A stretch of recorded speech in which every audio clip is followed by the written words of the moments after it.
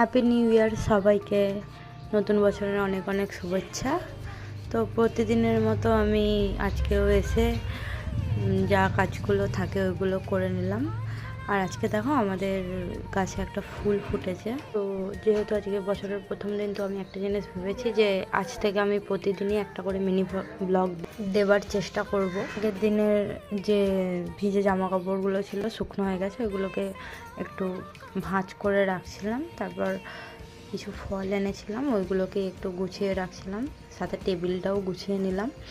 যেহেতু মাসের 1 তারিখ, তো কিছু কিছু গ্রসারি আইটেম ওইগুলোকে রিস্টক করে নিলাম, যেমন চাল, তেল, সোয়াবিন, ডিম, যা যা লাগে আর কি প্রতিদিনের মতো।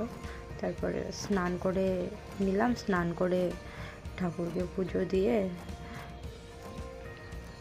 ভাত খেয়ে নিলাম। আর তো আবার নাইট ডিউটি আছে। তোমাদের কি প্ল্যান? অবশ্যই